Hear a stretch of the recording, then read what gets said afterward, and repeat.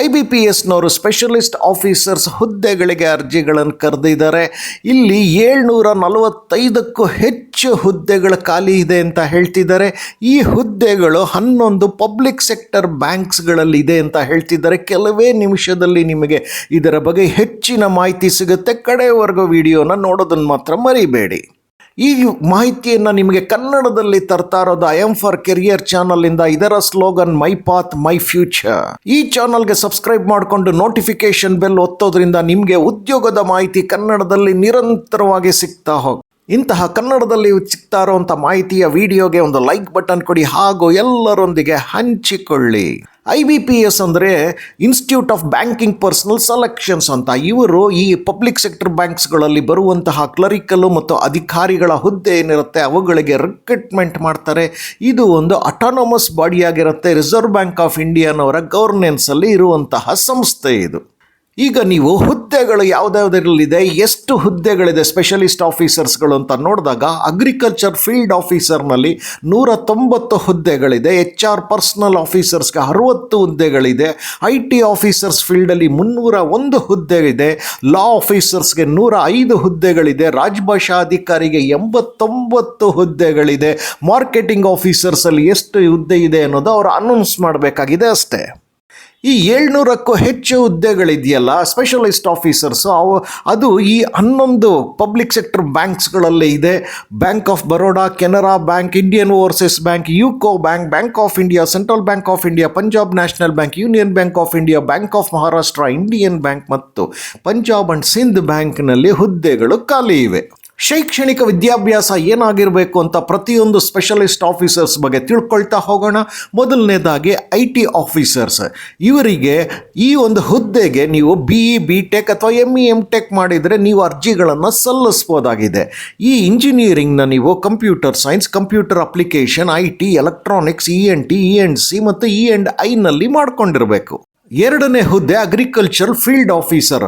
ಇದು ನೀವು ಗ್ರ್ಯಾಜುಯೇಷನ್ ಯಾವುದರಲ್ಲಿ ಅಂದರೆ ಅಗ್ರಿಕಲ್ಚರಲ್ಲಿ ಅಥವಾ ಹಾರ್ಟಿಕಲ್ಚರಲ್ಲಿ ಅಥವಾ animal husbandry, veterinary science, dairy science, fishery science, pisciculture, agriculture marketing and cooperation ಅಥವಾ ಕೋಆಪರೇಟಿವ್ ಆ್ಯಂಡ್ ಬ್ಯಾಂಕಿಂಗಲ್ಲಿ ಆಗ್ರೋ ಫಾರೆಸ್ಟ್ರಿ, ಅಗ್ರಿಕಲ್ಚರ್ ಬಯೋಟೆಕ್ನಾಲಜಿ ಅಥವಾ BTech ಬಯೋಟೆಕ್ನಾಲಜಿನಲ್ಲಿ food science, agriculture business management, food technology, dairy technology, agricultural engineering, sericulture, fisheries ಇಂಜಿನಿಯರಿಂಗ್ನಲ್ಲಿ ನೀವು graduation ತಗೊಂಡಿದ್ರೆ ನೀವು agriculture field ಆಫೀಸರ್ಗೆ ಅರ್ಜಿಗಳನ್ನು ಸಲ್ಲಿಸೋದಕ್ಕೆ ಅರ್ಹರು ಅನ್ನೋದನ್ನು ಅವರು ತಿಳಿಸ್ತಿದ್ದಾರೆ.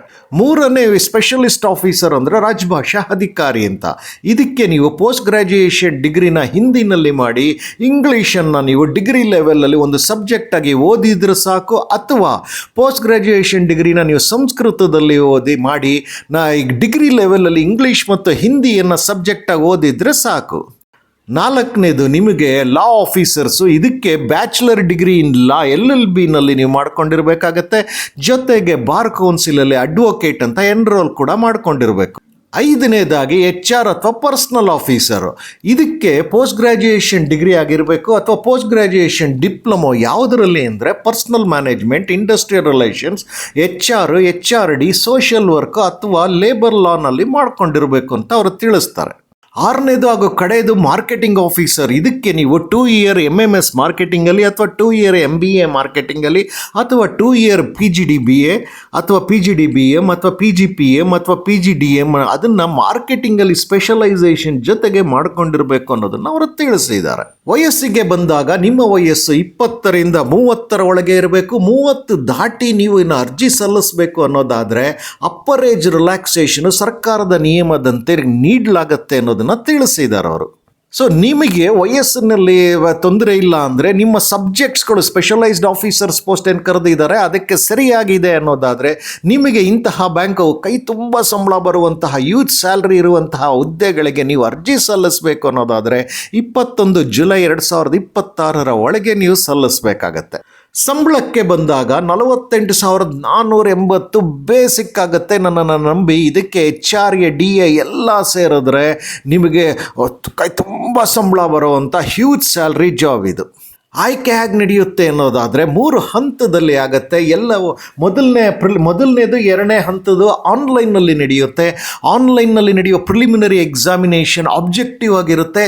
ಅದೇ ಆನ್ಲೈನ್ನಲ್ಲಿ ನಡೆಯುವ ಮೈನ್ ಎಕ್ಸಾಮಿನೇಷನ್ನು ಆಬ್ಜೆಕ್ಟಿವ್ ಮತ್ತು ಡಿಸ್ಕ್ರಿಪ್ಟಿವ್ ಎರಡೂ ಇರುತ್ತೆ. 3ನೇದಾಗಿ ಪರ್ಸನಾಲಿಟಿ ಟೆಸ್ಟ್ ಇರುತ್ತೆ.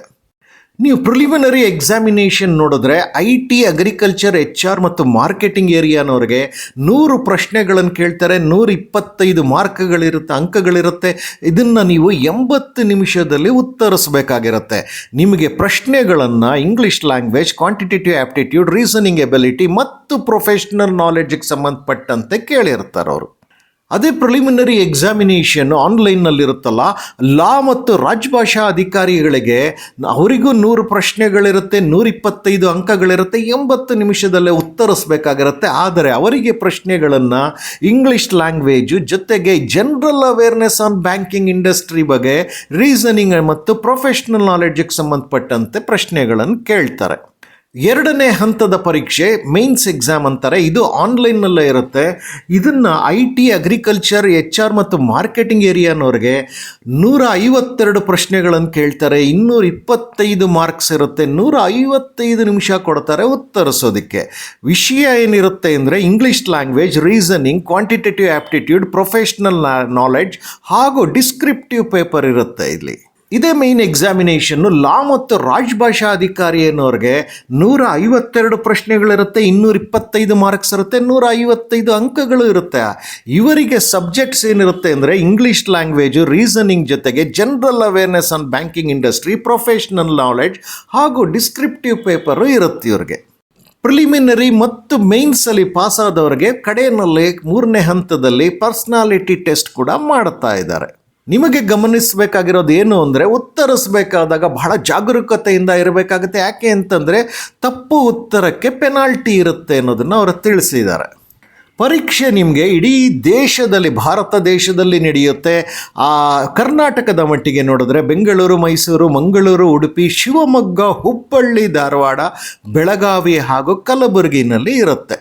ರಿಸರ್ವೇಷನ್ಸ್ ಇರುತ್ತೆ ಅಂದರೆ ಸರ್ಕಾರದ ನಿಯಮದಂತೆ SC, ST, EWS ಈ ಥರ ಎಲ್ಲ ರಿಸರ್ವೇಷನ್ಸ್ಗಳ ನಿಯಮವನ್ನು ಪಾಲಿಸ್ತಿದ್ದೀವಿ ಅನ್ನೋದನ್ನು ತಿಳಿಸಿದ್ದಾರೆ ಅವರು.